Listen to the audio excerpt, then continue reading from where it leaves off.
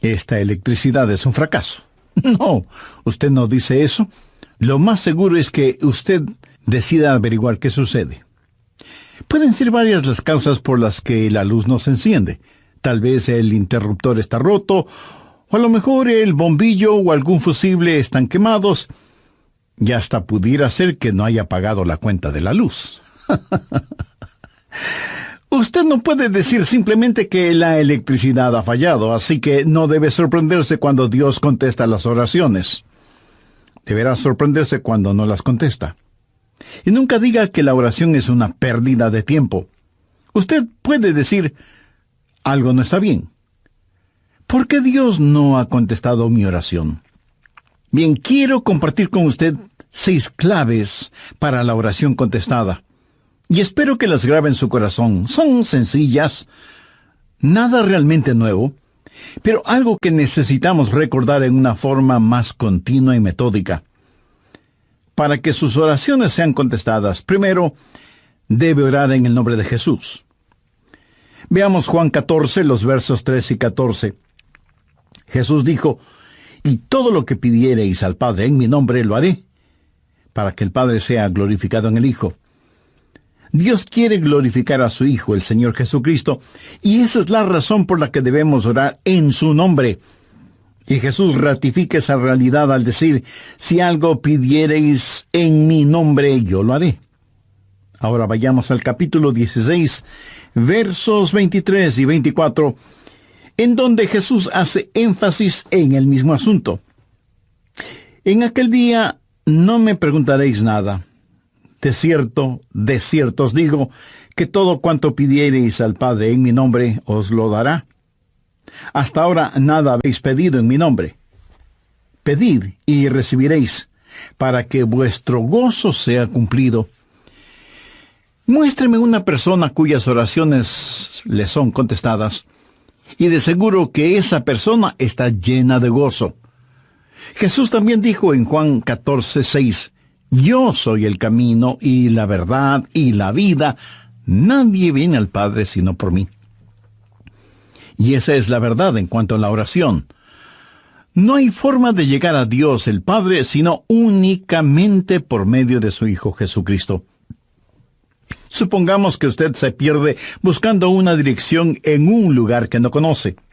Así que detiene a una persona en la calle para que le ayude, y esa persona le dice, «Vaya derecho 3 cuadras más, luego vire a la derecha, verá una casa blanca con una cerca de madera, entonces vire a la izquierda, y esta es una calle sin salida. Recorra 3 cuadras más, vire a la derecha», y usted le interrumpe y le dice, «Un momentito, por favor, no puedo recordar todo eso, déjeme anotarlo». Y la persona que le está dando las direcciones le dice, «¿Sabe qué? Yo estoy yendo en la misma dirección. Permítame guiarle. Usted únicamente sígame». Esa persona no solo le señala el camino, sino que, por así decirlo, se vuelve el camino. Jesús no indica el camino. Jesús es el camino hacia el Padre, y cuando usted ora en el nombre de Jesús, Él le lleva a la presencia del Padre. Anote Efesios 2:18. «Porque por medio de Él los unos y los otros tenemos entrada por un mismo Espíritu al Padre». ¿Qué significa orar en el nombre de Jesús? Significa orar con su autoridad. Cuando usted pone su firma en un cheque y se lo da a alguien, esa persona va al banco y lo efectiviza. El banco le entrega la cantidad de dinero estipulada en el cheque, porque ese cheque lleva su nombre, lleva su firma, y con su firma usted le autoriza al banco la entrega de ese dinero. Trate de ir a cualquier banco y hacer efectivo un cheque que no tiene ninguna firma, y le aseguro que estará metiéndose en profundos problemas. Cuando pedimos en el nombre de Jesús, no estamos simplemente rociando con algún polvito mágico oraciones al decir en el nombre de Jesús, abracadabra, que lo que he pedido se haga. No es así de ninguna manera. Orar en el nombre de Jesús significa, primero, obedecer su mandato. Segundo, hacer algo aprobado por Él. Tercero, saber que eso le dará honor y gloria a Él Y cuarto, saber que el Padre será glorificado por lo que hacemos en el nombre de Jesús. Si usted ora sin usar el nombre de Jesús legítimamente, no tiene ninguna razón para esperar que su oración sea contestada. Ahora, obviamente, el orar en el nombre de Jesús significa que usted debe ser salvo, que debe ser su discípulo y que debe estar en comunión con Él para conocer su voluntad. No solo ora en el nombre de Jesús, sino que también ora en el Espíritu.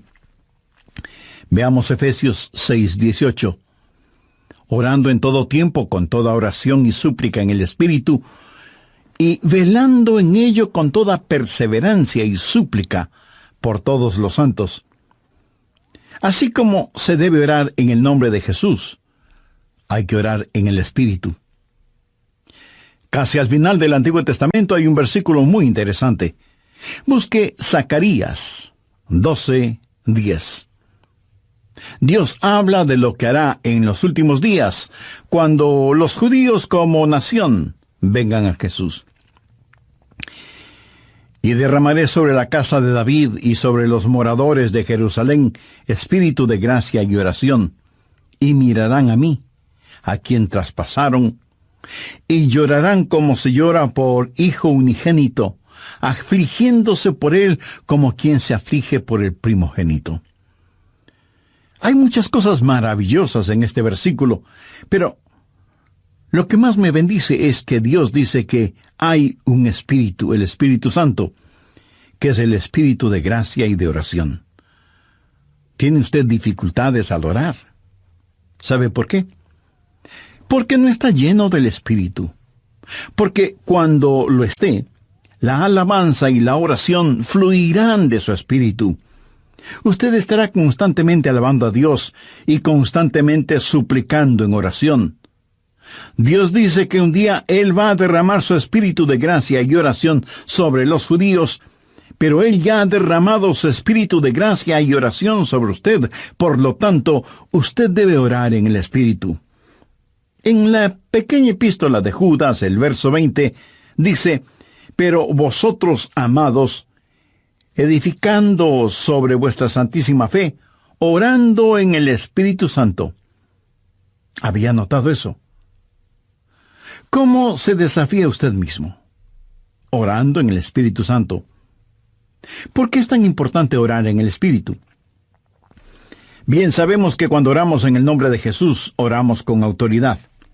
Pero cuando oramos en el Espíritu, oramos con fortaleza para que Él nos ayude.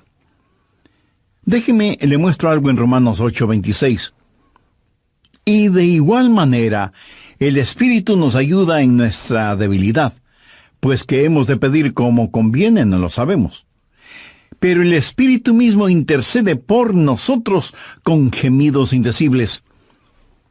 Mi amigo, esto significa que cuando usted ora, no lo puede hacer sin el Espíritu, y Él no lo hará sin usted. Es el Espíritu el que ora. Y Él hace por usted lo que usted no puede hacer por usted mismo. El Santo Espíritu de Dios inspira, guía, pone energía y sostiene nuestras oraciones. Nuestro espíritu humano es débil, y aunque el Espíritu esté dispuesto, nuestra carne es débil. Por lo tanto, el Espíritu Santo nos ayuda en nuestra debilidad. No hay ninguno de nosotros que alguna vez no haya dicho: «Fallé en mi vida de oración. Ojalá pudiera orar más. ¿Por qué no puedo hacerlo?». Le diré por qué no oramos más. Francamente, porque somos débiles. Pero nuestra debilidad no debe convertirse en incapacidad, sino más bien en fortaleza, porque la Biblia dice que cuando somos débiles, somos fuertes. Si aprendemos a depender en el Espíritu Santo, quien nos ayuda en nuestras debilidades, inspirándonos, guiándonos y capacitándonos. Más aún, Él nos ayuda en nuestra ignorancia. Pues ¿qué hemos de pedir como conviene? No lo sabemos. ¿Alguna vez ha pensado en eso? Estuve una vez en una conferencia bíblica en Dallas. Al finalizar la conferencia, 2 jóvenes estudiantes se me acercaron y uno de ellos me preguntó: Pastor, ¿usted ora? Le respondí que sí. Entonces me dio una pequeña tarjeta diciéndome, aquí están nuestros nombres. Somos estudiantes en el seminario, por favor, ore por nosotros. Yo les agradecí y puse esa tarjetita en mi Biblia. He orado por esos estudiantes, pero no creo que lo haya hecho en forma regular. No porque ellos no me importen, pero una asignación de oración es más que 2 nombres en una tarjeta. Si tuviera que orar por todos quienes me piden que ore por ellos, ni las 24 horas del día serían suficientes, se lo aseguro. Esa es la verdad. Si usted trata de orar por todos y por todo, su oración, en vez de ser un caudaloso río, se convertirá en un estancado pantano.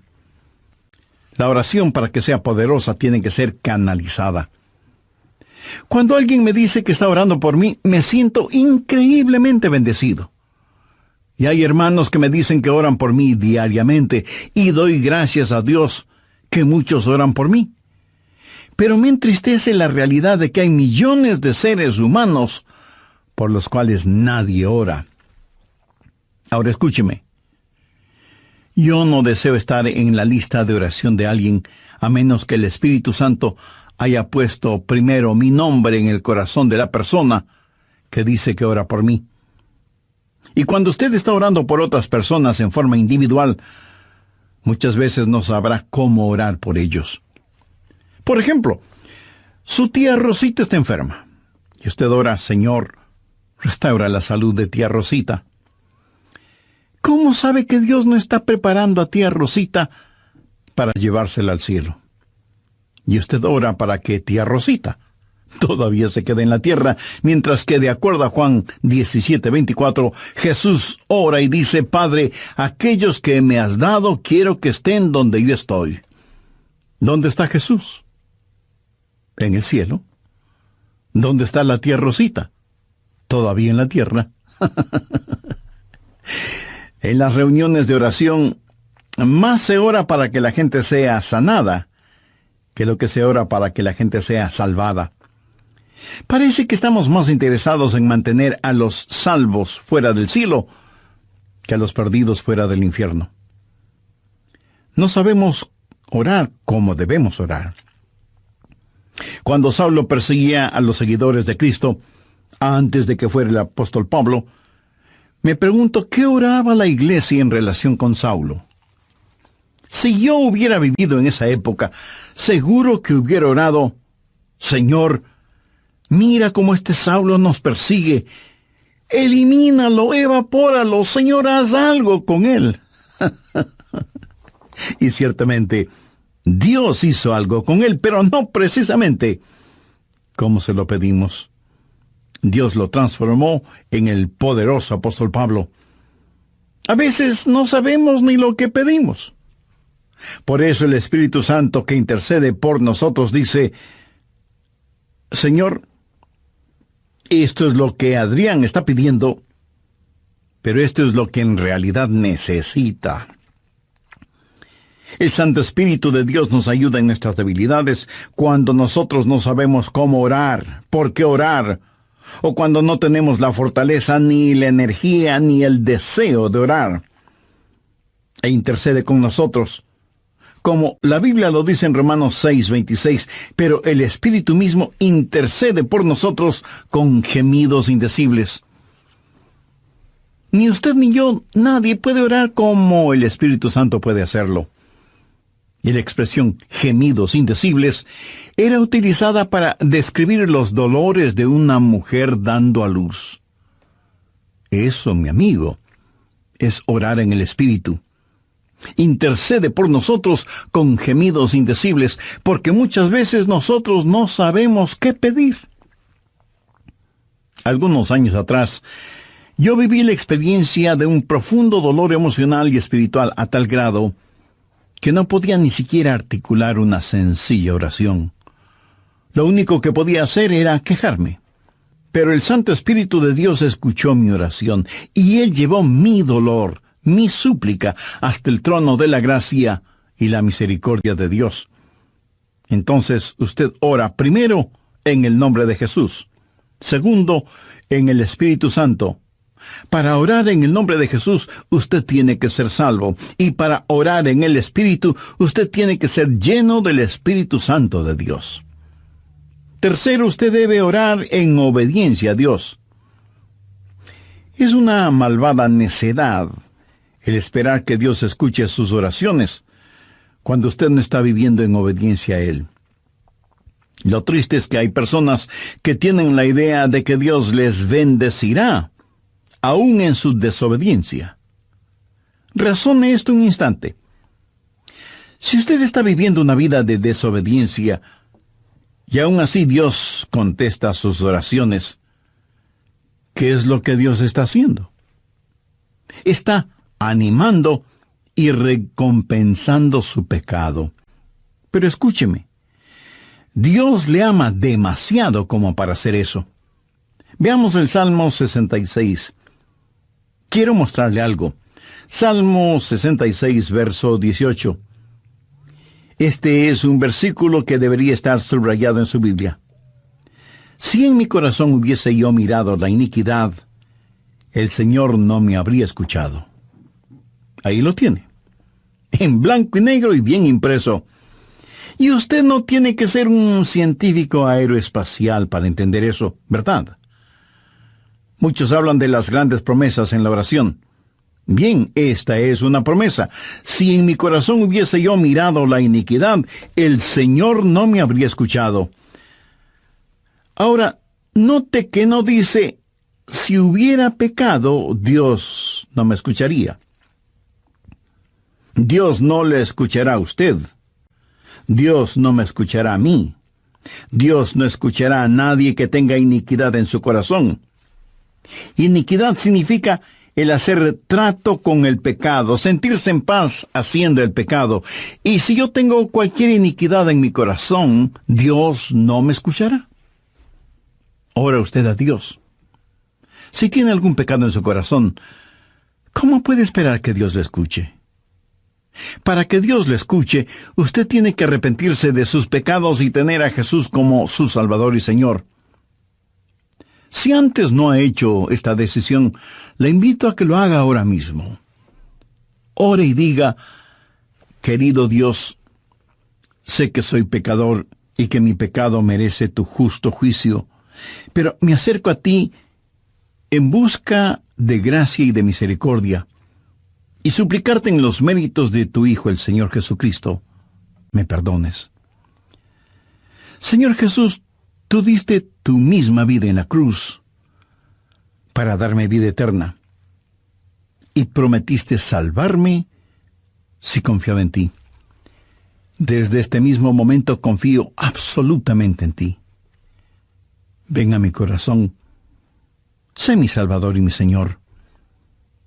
Toma el control de mi vida y hazme la clase de persona que tú quieres que sea. Gracias por perdonarme, limpiarme, sanarme y salvarme. Y ayúdame a cumplir siempre los designios de tu voluntad. Lo pido en tu santo nombre. Amén. Mi amigo, hay una buena palabra griega para describir lo que usted está diciendo. Tontería.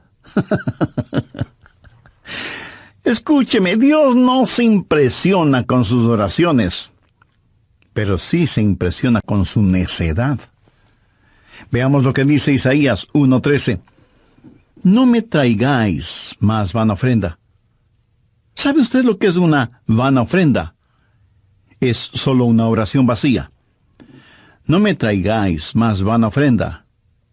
El incienso me es abominación. Aquí ellos estaban en el templo quemando incienso, ofreciendo incienso en el altar. No me traigáis más vana ofrenda. El incienso me es abominación. Luna nueva y día de reposo, el convocar asambleas, no lo puedo sufrir. Son iniquidades vuestras fiestas solemnes. ¿Qué es lo que Dios está diciendo aquí? Que todo lo que ellos hacían como parte de su religión, Él lo detestaba. Y en Isaías 1, los versos del 15 al 17, leemos: Cuando extendáis vuestras manos, yo esconderé de vosotros mis ojos. Asimismo, cuando multipliquéis la oración, yo no oiré. Llenan están de sangre vuestras manos, lavaos y limpiaos, quitad la iniquidad de vuestras obras de delante de mis ojos, dejad de hacer lo malo, aprended a hacer el bien, buscad el juicio, restituid al agraviado, haced justicia al huérfano, amparad a la viuda. Veamos ahora Isaías 59:1. He aquí que no se ha cortado la mano de Jehová para salvar, ni se ha agravado su oído para oír. Dios no se ha vuelto manco ni sordo, pero vuestras iniquidades han hecho división entre vosotros y vuestro Dios, y vuestros pecados han hecho ocultar de vosotros su rostro para no oír.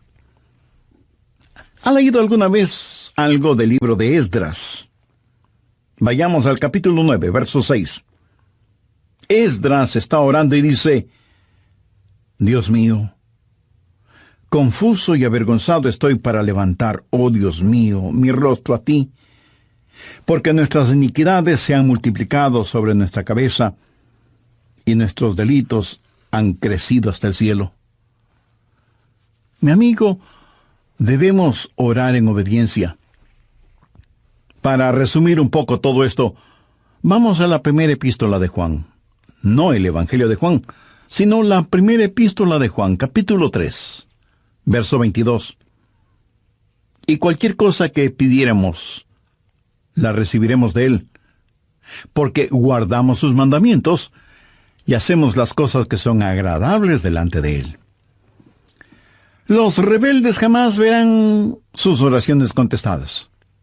Déjeme retroceder un poco las páginas de la historia. ¿Recuerda cuando Israel había conquistado Jericó? Y tuvieron que pelear contra un pequeño pueblito. No era ninguna gran ciudad. Un pueblito llamado Ai. Apenas 3 letras, H-A-I, Ai. Y sin embargo, los israelitas tuvieron que huir, como se dice vulgarmente, con el rabo entre las piernas, ignominiosamente derrotados. Y Josué tiene que ir y postrarse delante de Dios y preguntarle cómo pudo permitir que tal cosa sucediera. Mire lo que le contestó Dios en Josué 7, los versos 10 y 11. Y Jehová dijo a Josué: levántate, ¿por qué te postras así sobre tu rostro? Israel ha pecado. ¿Qué está diciendo? Josué, hijo mío, ¿por qué me estás orando? No puedes utilizar tus oraciones como una cortina de humo para ocultar el pecado que hay en medio del pueblo. Enfrenta y elimina ese pecado, y entonces oiré tus oraciones. Cuarto, usted debe orar en la voluntad de Dios.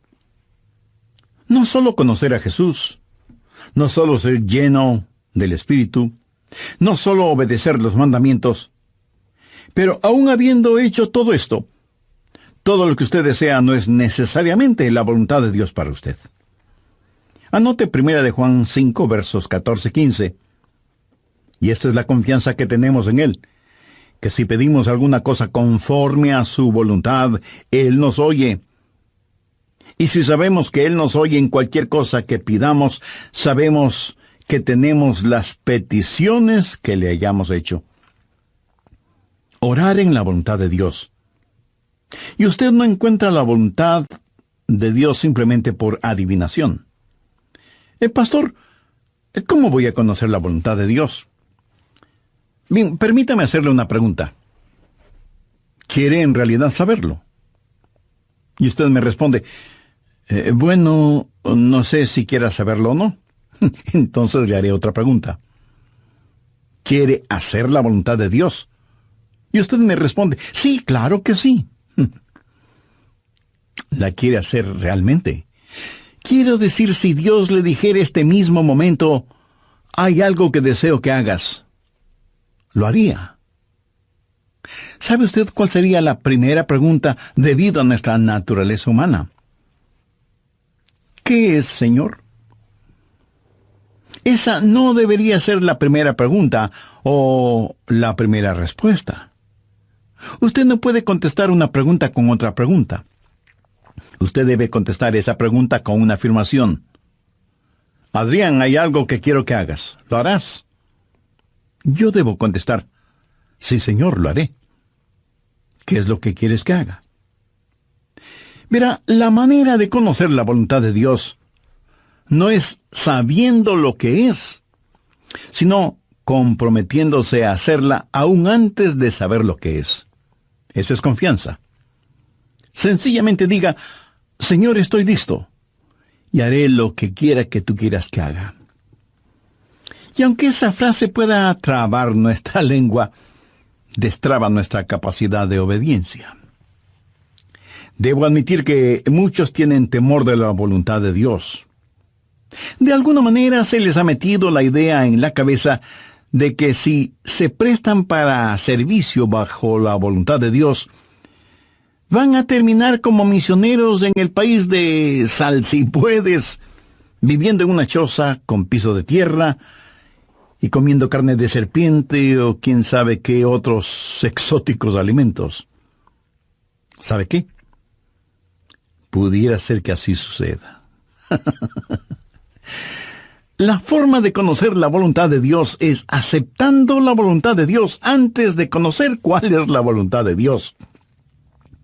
Y aunque suena complicado lingüísticamente, espiritualmente no lo es. Pero usted me dice, pastor, quiero más detalles. Muy bien, le voy a dar más detalles. La voluntad de Dios es buena, perfecta y aceptable. Y si piensa que esto lo digo porque soy muy inteligente, pues siento desilusionarle. Veamos qué dice Romanos 12, versos 1 y 2. Así que, hermanos, os ruego por las misericordias de Dios, que presentéis vuestros cuerpos en sacrificio vivo, santo, agradable a Dios, que es vuestro culto racional. No os conforméis a este siglo, sino transformaos por medio de la renovación de vuestro entendimiento, para que comprobéis cuál sea la voluntad de Dios, agradable y perfecta. Usted no necesita saber nada más que esto. La voluntad de Dios es buena, agradable y perfecta. Preséntese usted mismo como un sacrificio vivo y santo delante de Dios, y usted, sin ninguna sombra de duda, conocerá y comprobará que la voluntad de Dios es siempre buena, agradable y perfecta. La oración no es para manipular la voluntad de Dios, para que se amolde a la suya. Es descubrir la voluntad de Dios y meterse de cabeza en ella. Pero escúcheme con atención. En última instancia, usted no encuentra la voluntad de Dios. La voluntad de Dios lo encuentra usted.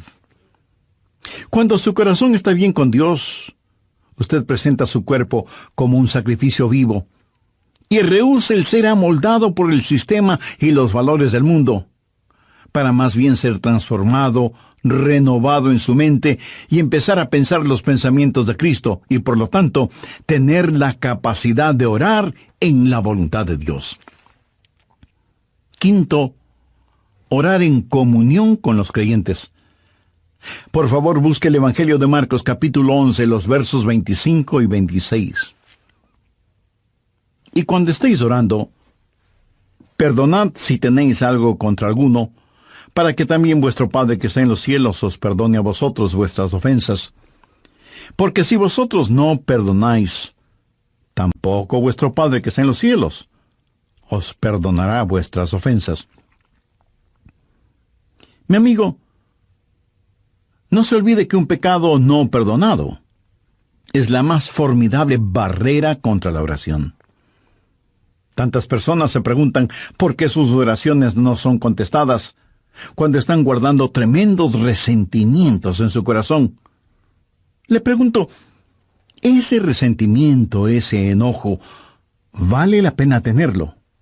Lo que es peor, ¿vale la pena ir acumulándolo, guardándolo, hasta que por fin estalla, hiriendo no solo a quienes motivaron ese enojo, sino a usted mismo? La satisfacción carnal de guardar un resentimiento contra alguien no vale de ninguna manera la pena porque impide que nuestras oraciones sean contestadas.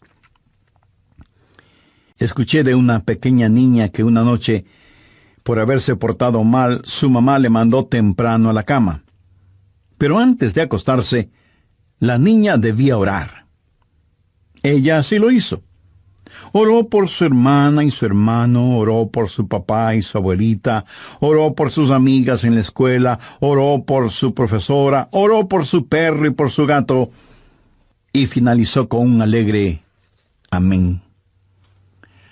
Luego, mirando a su madre, le dijo: «Como habrás notado, mamá, tú no estuviste en mi oración». Me imagino que esa oración no habrá salido de ese cuarto, menos habrá llegado al cielo. Pero hay una profunda lección en esto.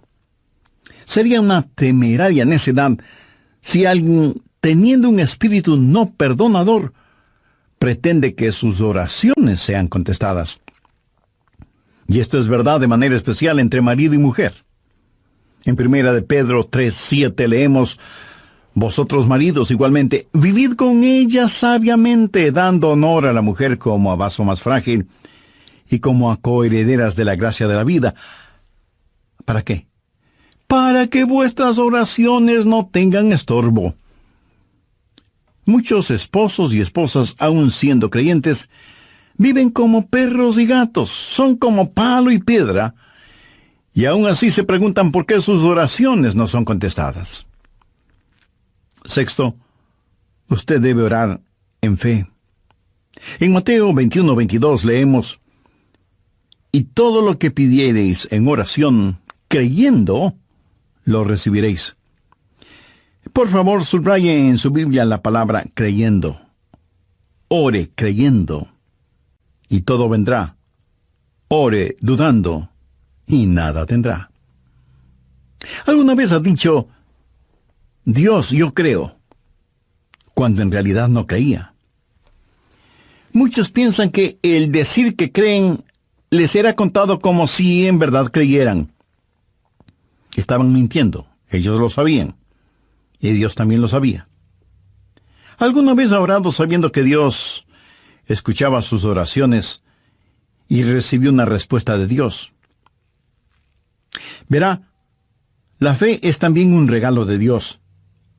La fe no es algo que usted guarde en su bolsillo o en su cartera para gastarla en cualquier cosa que se le antoje. Usted no puede tener fe para nada fuera de la voluntad de Dios, porque Dios no da fe para nada que esté fuera de su voluntad. Y usted no puede tener ninguna fe a menos que Dios se la dé. Y no faltará quien pregunte: ¿por qué no tengo más fe? Si usted pone en práctica lo que he compartido en este estudio bíblico, le puedo asegurar que descubrirá que la fe está ahí. Cuando usted ora en el nombre de Jesús, cuando usted ora en el Espíritu Santo, cuando usted ora en obediencia y en comunión, cuando ora en la voluntad de Dios, la fe está ahí. Pero si estos elementos espirituales no están ahí, tampoco estará la fe. Ustedes, esposos, han tenido alguna vez un argumento. Y si me dice que no, con toda mi cariñosa cortesía le diré que son mentirosos. Cuando marido y mujer tienen un argumento y no lo solucionan, y luego se arrodillan para orar por su hijito enfermo, ¿no se sienten espiritualmente enfermos? ¿No sienten que están actuando hipócritamente? Saben que sus oraciones no se elevarán ni un centímetro del piso y por lo tanto jamás llegarán al cielo. No tienen ninguna fe como para que sus oraciones sean contestadas. Cuando sus corazones sean justos, puros y limpios, y palpiten al mismo compás espiritual, entonces tendrán fe. Y al tener fe, esa fe será el combustible para transportar su oración hasta el trono de la gracia de Dios. Jorge Müller, de Bristol, Inglaterra, fue un gran siervo de Dios y un poderoso hombre de fe. Él tenía un diario personal en el cual anotaba todas las instancias de oraciones contestadas y llegó a registrar 25,000 oraciones contestadas, algunas de ellas increíblemente milagrosas, imposibles de explicarlas, aparte de la intervención de Dios. Alguna vez alguien le preguntó a George Mueller, ¿cuál es el secreto para que las oraciones sean contestadas? ¿Sabe cuál fue su respuesta? Tenga fe en Dios. Tenga fe en Dios. Ahora, yo no creo que él dijo tenga fe en Dios, sino que dijo tenga fe en Dios. Mira, en realidad no es una gran fe la que necesitamos, sino que necesitamos tener fe en un gran Dios. Fe no es solo un sentimiento positivo, ni el que usted se vuelva frenético o fanático, sino tener la absoluta confianza de que Dios hará lo que usted le ha pedido, si ese pedido está encuadrado dentro de los parámetros de la voluntad de Dios. Los discípulos le dijeron a Jesús, Señor, enséñanos a orar. Y ese debe ser nuestro pedido también, para que Dios nos ayude a ser hombres y mujeres de oración. Hay algo en nosotros que se resiste a orar. Preferimos ocuparnos en cualquier otra cosa en vez de orar. Y eso se debe a nuestra naturaleza carnal y pecaminosa. Por eso necesitamos la ayuda de Dios para que amemos de tal manera a Jesús y seamos llenos de su Espíritu Santo para que la oración fluya de nosotros en forma constante y que oremos siempre en el nombre del Señor Jesucristo. ¿Ha notado con qué facilidad podemos pasar horas haciendo deportes o realizando nuestros pasatiempos favoritos o simplemente mirando programas en la televisión? Pero ¿qué trabajo nos cuesta invertir unos minutos en la oración? La oración eficaz, mi estimado amigo, debe ser un acto intencional de nuestra voluntad. No debemos acercarnos al trono de la gracia en forma casual, sino en forma totalmente intencional. Seguramente entre quienes me escuchan habrá quienes, a pesar de ser religiosos, este asunto de la oración es muy secundario en sus vidas. Ahora, si usted aún no es salvo, mayor razón para que ore a Dios. Lo puede hacer este mismo momento diciendo con sus propias palabras algo como la siguiente oración. Dios eterno, reconozco que soy una persona que no me ha acercado a ti en oración, sino en raras ocasiones. Reconozco también que soy pecador, que estoy perdido y que necesito ser salvo para tener la seguridad de ir al cielo cuando me llames a tu presencia. Señor Jesús, creo que eres el Hijo de Dios y que entregaste tu vida y derramaste tu sangre en la cruz para, por medio de tu sacrificio, pagar la deuda de mis pecados, perdonarme, limpiarme y salvarme. No sé si mi fe es grande o pequeña, pero con la fe que tengo este momento te invito a que vengas a mi corazón y seas mi Salvador y mi Señor. Toma el control total de mi vida y ayúdame a ser la clase de persona que tú quieres que sea. Ayúdame a ser un testigo fiel de tu gracia y misericordia hasta el momento en que me llames a tu presencia. Lo pido en tu santo nombre. Amén.